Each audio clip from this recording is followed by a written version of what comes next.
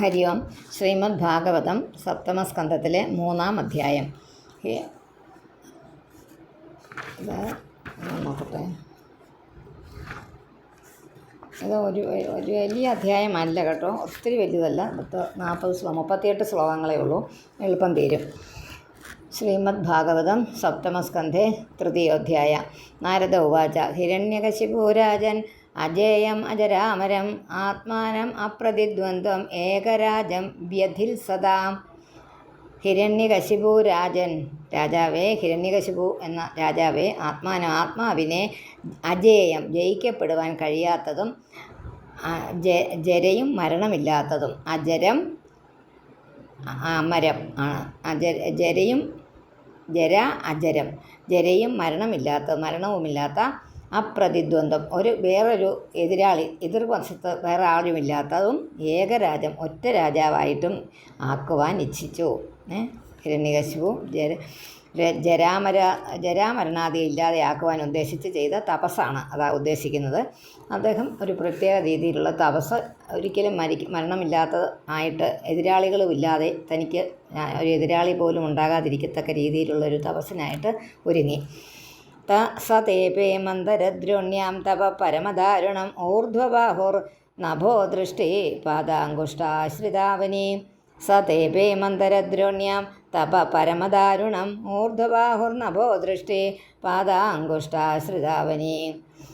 എങ്ങനെയാ? ഇന്ന് വലിയ പ്രത്യേകതരം തപസ്സാ, കഠിന തപസ് എന്ന് ഉദ്ദേശിച്ചാൽ മതി.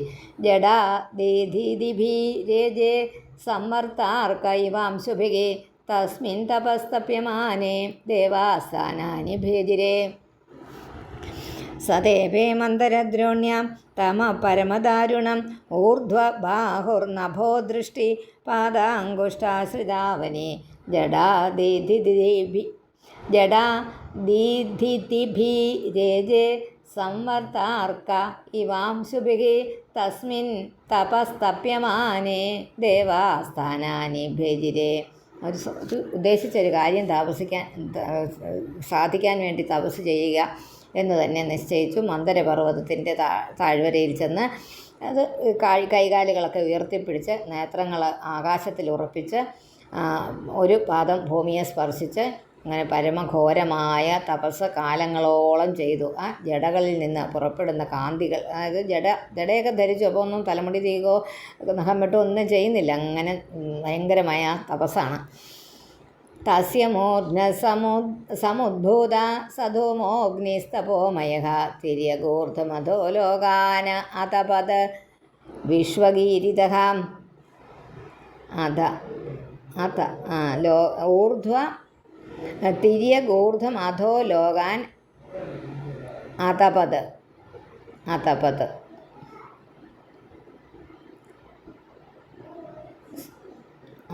ദഹിപ്പിച്ചു. തപത് ദഹിപ്പിക്കുക, അതപത് ദഹിപ്പിച്ചു. തസ്യ മൂർധ്ന സമുദ്ഭൂത സധൂമോഗ്നിസ്തപോമയാ തിര്യഗൂർധമധോ ലോകാൻ അതപത് വിശ്വഗീരിതഃ.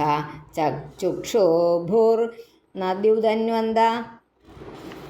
ഒന്നുകൂടെ വായിക്കാം. അതെ, ചുക്ഷുഭുർ നദി ഉദന്വന്ത. ചക്ഷുഭുർനദ്യുദന്വന്ത. ചുക്ഷുഭുർ നദ്യുദന്വന്ത, നദികളും സമുദ്രങ്ങളും. ചുക്ഷുഭു എന്ന് വെച്ചാൽ ക്ഷോഭിച്ചു. ക്ഷോഭം ഉണ്ടായി നദികളിലൊക്കെ, ഇത്രയും ഒരു ഭയങ്കര തപസ് നടക്കുന്നതുകൊണ്ട്. ചുക്ഷുഭുർ നദ്യുദന്വന്ത സ ദ്വൈവ അദ്രി ചചാലഭോ. ദ്വീപുകളും അദ്രി എന്ന് പറഞ്ഞാൽ പർവ്വതങ്ങളൊക്കെ. സ ദ്വൈവ അദ്രി ചചാലഭോ നിവേദോ സഗ്രഹ താര. ഗ്രഹങ്ങളും താരകളും നക്ഷത്രങ്ങളും. ജജ്വലുശ്ച ദിശോ ദശ. ചുക്ഷുഭുർ നദ്യുദന്വന്ത സദ്വീപാദ്രിശ്ചാലഭോ നിവേദോ സഗ്രഹാസ്താര ജജ്വലുശ്ച ദിശോ ദശ. തേനേ തപ്താദിവം ത്യക്ത്വാ ബ്രഹ്മലോകം യയുസുരാഃ ധാത്രേ വിജ്ഞാപയാമാസുർദേവദേവ ജഗത്പദേ. തേന തപ്താദിവം ത്യക്ത്വാ ബ്രഹ്മലോകം യയുസുരാഹ ധാത്രേ വിജ്ഞാപയാമാസുർദേവദേവ ജഗത്പദേ ദൈത്യേന്ദ്ര തപസാ തപ്ത ദിവി സ്ഥാതും ന ശക്നുമഃ തസ്യ ചോപശമം ഭൂമൻ വിധേഹി യതി മന്യസേ ലോകാനയാവന്നക്ഷ്യന്തി ബലിഹാരാസ്തവ പ്രഭോ ദൈത്യേന്ദ്ര തപസാ തപ്ത ദിവി സ്ഥാതും ന ശക്നുമഃ തസ്യ ചോപശമം ഭൂമൻ വിധേഹി യതി മന്യസേ ലോകാനയാവന്നക്ഷ്യന്തി ബലിഹാരാ തപ പ്രഭോ. ഈ ഹിരണ്യകശിപുവിൻ്റെ ആ തീവ്ര തപസ് കൊണ്ട് ദേവന്മാർ സ്വർഗ്ഗലോകത്തെ ഉപേക്ഷിച്ച് സ്വർഗത്തിലൊന്നും ഇരിക്കാൻ പാടില്ലാത്തത്ര ചൂട് അനുഭവപ്പെട്ടു എന്നാണ്. ബ്രഹ്മാവിനോട് ചെന്ന് സങ്കടം പറഞ്ഞു. എന്തെങ്കിലും ഒരു തീർച്ചയുണ്ടാക്കണം, ഒട്ടും കാലതാമസം ഇല്ലാതെ തന്നെ ചെയ്യണം അത്. തസ്യായം കില സങ്കൽപ്പഃ ചരതോ ദുശ്ചരം തപ ശ്രൂയതാം കിം ന വിദിതഃ തവാധാപി നിവേദിതഃ. ഒന്നുകൂടെ വായിക്കാം. തസ്യായം കില സങ്കൽപ്പഃ, പിന്നെ ചരതോ ദുശ്ചരം തപഃ ശ്രൂയതാം കിം ന വിദിത തവാധാപി നിവേദിത. ഈ ഹിരണ്യകശിപുവിൻ്റെ ആ സങ്കല്പം അങ്ങേക്കറിയാത്തതൊന്നും അല്ല, എങ്കിലും ഞങ്ങൾ പ്രത്യേകം ഒന്ന് പറയുന്നേ ഉള്ളൂ, അങ്ങത് ശ്രദ്ധിച്ച് കേൾക്കണം. അതുകൊണ്ട് ആ ബ്രഹ്മാവിൻ്റെ മനസ്സിൽ ഹിരണ്യകശിപുവിനെക്കുറിച്ച് കോപം വർദ്ധിപ്പിക്കണം. അതാണ് ബ്രഹ്മാവിനെ ഉദ്ദേശിച്ച തപസ് ചെയ്യുന്നത്. ബ്രഹ്മാവിനാണെങ്കിൽ കുറേ തപസ് ചെയ്ത് കഴിയുമ്പോൾ തൻ്റെ ജീവരാശികൾ, താൻ സൃഷ്ടിച്ചതായ എല്ലാ ജീവരാശികളെയും, തപസ് ചെയ്യുന്ന ആളിനെ ഉൾപ്പെടെ എല്ലാത്തിനെയും സൃഷ്ടിച്ചത് താനാണ്. പക്ഷേ തൻ്റെ ബാക്കിയുള്ള സൃഷ്ടികൾക്ക് ദ്രോഹം ഉണ്ടാകത്തക്ക രീതിയിൽ ഒരു വരം ചോദിക്കുകയാണെങ്കിൽ കൊടുക്കാതിരിക്കാനും പറ്റില്ല. തൻ്റെ ഈ ആളിൻ്റെ തപസ് കൊണ്ട് താൻ സൃഷ്ടിച്ച അന്യജീവികൾക്ക് ദുഃഖം ഉണ്ടാക്കുന്നതും സഹിക്കാൻ പറ്റില്ല. അപ്പോൾ എന്തു ചെയ്യും? ബ്രഹ്മാവ് ഒരു കോംപ്രമൈസിന് തയ്യാറായി ഈ ഉഗ്ര തപസ് ചെയ്യുന്ന ആളിന് വേണ്ട വരം കൊടുക്കും. അതാണ് സാധാരണ. അതുകൊണ്ട് ബ്രഹ്മാവിനോട് ഇത് ചെയ്യരുത് എന്ന് അങ്ങ് പറയണം. കോപത്തെ ബ്രഹ്മാവിന് അദ്ദേഹത്തിനോട്, അതായത് തപസ് ചെയ്യുന്ന ആളോട് കോപം ഉണ്ടാക്കത്തക്ക വിധത്തിൽ എന്തെങ്കിലും ഒന്ന് പ്രവർത്തിക്കണമെന്ന് മഹാവിഷ്ണുവിനോട് ഉണർത്തിച്ചു. സൃഷ്ട്വാചരാചരമിതം തപോയോഗസമാധിന അധ്യാസ്തേ സർവധിഷ്ണ്യേഭ്യ പരമേഷ്ടി നിജാസനം. ഈ തപസ്സിലും യോഗത്തിലുമുള്ള നിഷ്ഠയെ കൊണ്ട് ചരവും അചരവും അടങ്ങിയ ഇതിനെ സൃഷ്ടിച്ചിട്ട് ബ്രഹ്മാവ് ആ സ്ഥാനത്ത് തൻ്റെ സ്വസ്ഥാനത്ത് അടങ്ങിയിരിക്കുന്നു. തദഹം വർദ്ധമാനേന തപോയോഗ സമാധിന കാലാത്മനോശ്ച നിത്യത്വാദ സാധയിഷ്യേ തഥാത്മനഃ. ബ്രഹ്മദേവൻ എല്ലാ ലോകങ്ങളിലും വെച്ച് ഏറ്റവും ഉന്നത സ്ഥാനമായ സത്യലോകത്തിലാണ് ഇരിക്കുന്നത്. അതുകൊണ്ട് ആ മഹാത്മ്യത്തെയൊക്കെ ആശ്രയിച്ചിട്ട് ബ്രഹ്മാവിൻ്റെ നില പ്രാപിക്കും. അതുകൊണ്ട് ബഹുകോടി വർഷം ചെയ്ത ആ തപസ്സിൻ്റെ ഫലമാണ് ബ്രഹ്മാവിന് ഇപ്പം ലഭിച്ചിരിക്കുന്നത്. അപ്പോൾ അതുകൊണ്ട് ബ്രഹ്മാവിനെ ഒന്ന് വശത്താക്കണമെന്നൊരു ശുപാർശയും കൊണ്ട് ചെന്നിരിക്കുക. അന്യഭേദം വിധാസ്യേഹം, പിന്നെ മാ വെട്ടിയിട്ട് യഥാപൂർവമോജസ കിമന്യൈ കാലനിർധോതൈ കൽപ്പാന്തേ വൈഷ്ണവാദിഭിഹി. ഈ ശക്തി കൊണ്ട് നശിപ്പിക്കപ്പെടുന്ന വൈഷ്ണവ സംബന്ധികളായ അന്യലോകങ്ങൾക്ക് എന്തു ഫലമാണുള്ളത്? എല്ലാം നശിച്ചു പോവുകയില്ലേ ഈ കാര്യം സാധിച്ചാൽ? ഈ ഹിരണ്യകശിപു ബ്രഹ്മാവിനോട് വരം വാങ്ങിച്ചാൽ വൈഷ്ണവ തേജസ്സുള്ള എല്ലാം നശിച്ചു പോവുകയില്ലേ? ഇത് ശുശ്രുമ നിർബന്ധം തപ പരമമാസ്ഥിതഃ വിധൽ സ്വാനന്തരം കൃത്യം സ്വയം ത്രിഭുവനേശ്വര. അതുകൊണ്ട് ഇങ്ങനെയുള്ള നിർബന്ധം വെച്ചുകൊണ്ടാണ് കഠിന തപസ്സിൽ ഏർപ്പെട്ടിരിക്കുന്നതെന്നാണ് ഞങ്ങൾ മനസ്സിലാക്കുന്നത്.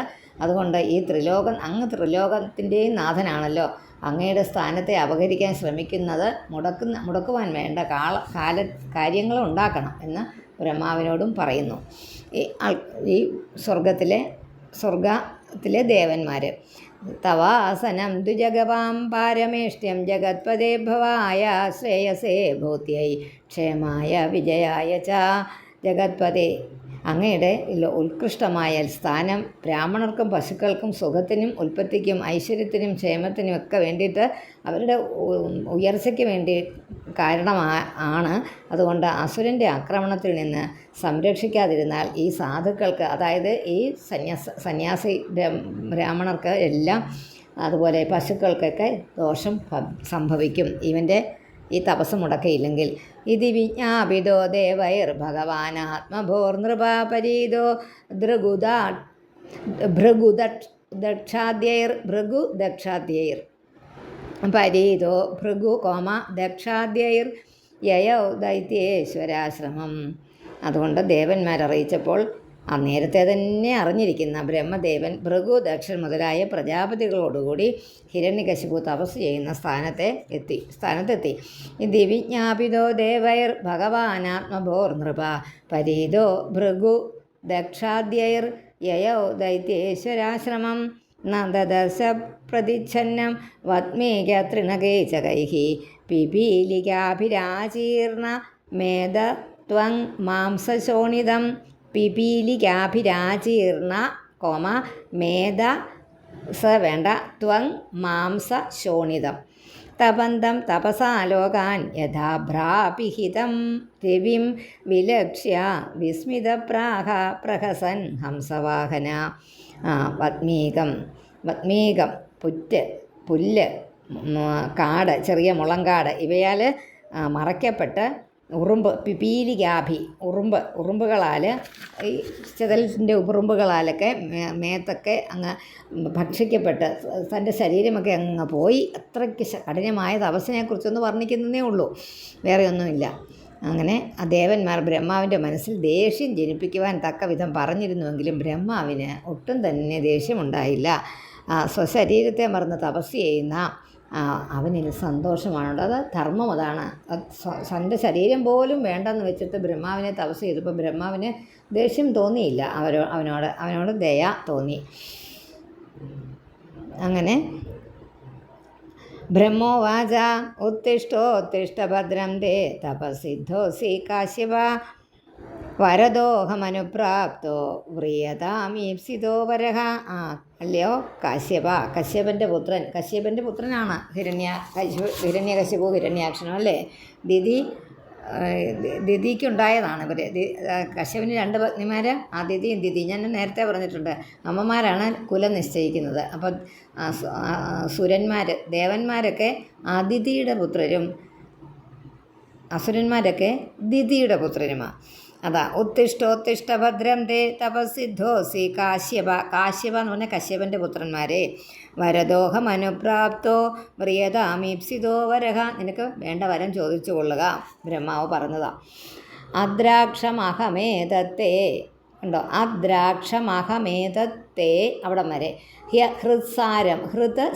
ഹൃത്സാരം മഹദദ്ഭുതം ദംശ ഭക്ഷിതദേഹസ്യ പ്രാണാഹ്യസ്തിഷു ശരദേ. നിൻ്റെ ഈ ഇത്രയും കഠിനമായ തപസ്, ഇത്രയും ധൈര്യം ഒക്കെ എവിടുന്ന് കിട്ടി? അത് എനിക്ക് മനസ്സിലായി. ഈച്ചകൾ, ഉറുമ്പുകളൊക്കെ മുതലായ ഉറുമ്പുകൾ, ഈ ചിതല ഒക്കെ നിൻ്റെ മാംസങ്ങളൊക്കെ തീർന്നിട്ടും എല്ലുകളെ വരെ ആശ്രയിച്ച് പ്രാണനെ നിലനിൽക്കുന്നുണ്ടല്ലോ.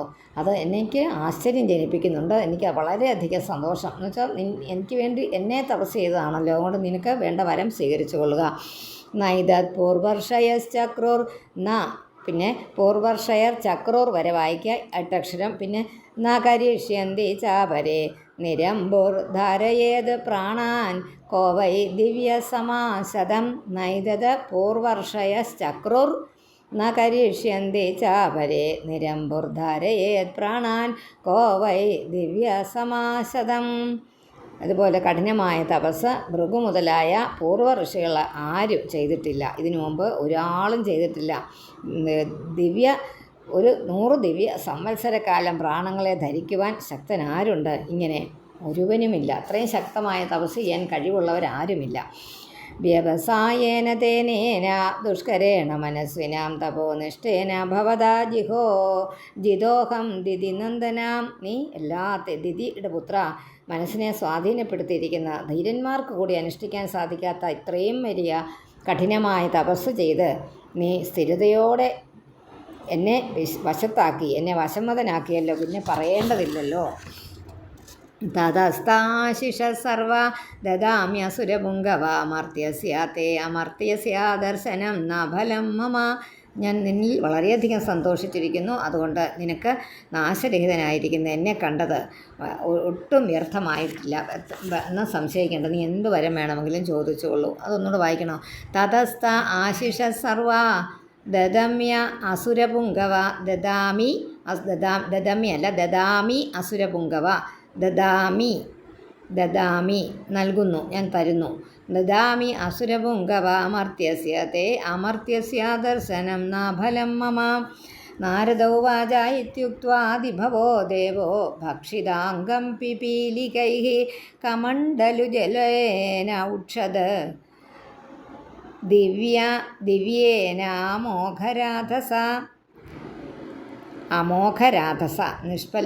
നിഷ്ഫലമല്ലാത്ത എന്നുവെച്ചാൽ ഫലവത്തായ കഴിവോട് കൂടിയതും. ഇത്യുക്ത ആദിഭവോ ദേവോ ഭക്ഷിതാംഗം പിപീലികൈഃ ഉറുമ്പുകളാൽ ഭക്ഷിക്കപ്പെട്ട ശരീരത്തോടു കൂടിയ അവനെ പ്രോക്ഷിച്ചു. ഔക്ഷതെന്ന് പറഞ്ഞാൽ തളിച്ചു. പ്രോക്ഷിച്ചു എന്ന് പറഞ്ഞാൽ നമ്മൾ തളിക്കുന്നതിന് സംസ്കൃതത്തിൽ പറയുന്ന പ്രോക്ഷിച്ചു എന്നാണ്. ആ വാക്ക് തന്നെ ഇവിടെ അങ്ങ് ഉപയോഗിക്കുക. അതിൻ്റെ വേറൊരു ഭാഗം ഔക്ഷത്. കമണ്ഡലു ജലേന ഔക്ഷത് ജലം കൊണ്ട്, കമണ്ഡലിൽ ഇരിക്കുന്ന ജലം കൊണ്ട് ഔക്ഷത് ദിവ്യേന അമോഘരാധസ നിഷ്ഫലമില്ലാത്ത വൈഭവത്തോട് കൂടിയതായ നിൻ്റെ സകല അഭീഷ്ടങ്ങളും സാധിക്കുവാൻ തൻ്റെ കമണ്ഡലൂരിൽ ഇരിക്കുന്ന ജലം എന്ന് പറഞ്ഞാൽ അത്ര ദിവ്യമായിട്ടുള്ളതാണ്. അത് തളിച്ചപ്പോൾ ആ ഉറുമ്പുകൾ ഭക്ഷിച്ചു പോയ ആ ശരീരമൊക്കെ പൂർവ്വസ്ഥിതിയെ പ്രാപിച്ചു. അങ്ങനെ നല്ല പുഷ്ടിയോട് കൂടിയ ശരീരം വരും. സതത് കീചകവൽമീകാത് സഹോജോബലാന്വിത സർവാവയവ സമ്പന്നോ വജ്രസംഹനനോ യുവ. സ തത് കീചക വൽമീകാത് സഹോജോബലാന്വിത സർവാവയവ സമ്പന്നോ വജ്രസംഹനനോ യുവ. ഉദ്ധിത സ്തപ്ത ഹേമാഭോ ഉദ്ധിത തപ്ത സ ഇല്ലെങ്കിലും കുഴപ്പമില്ല. ഉദ്ധിത തപ്ത ഹേമാഭോ. ഇപ്പോൾ വായിക്കാനൊരു സുഖം വേണ്ടേ. ഉദ്ധിത സ്തപ്ത അപ്പം വായിക്കുമ്പോൾ ഒരു പ്രശ്നമാണ്. അതുകൊണ്ട് ഉദ്ധിത കഴിഞ്ഞിട്ടുള്ള സ വെട്ടിക്കളഞ്ഞേരെ. ഉദ്ധിത തപ്ത ഹേമാഭോ വിഭാവസുരി വൈധസ വിഭാവസു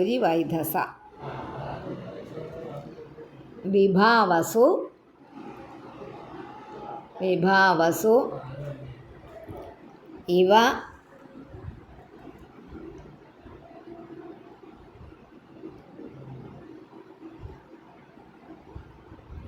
ഹേമാഭ വിഭാവസു ഇവ ഉദ്ധിത ഏധസ വിഭാവസോർ ഏധസ ഇവ ഏധസ.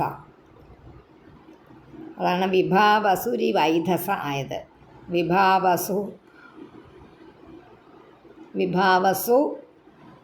ഇവ ഏധസ. വാക്ക് കിട്ടിയോ? വിഭാവസു ഇവ ഏധസ.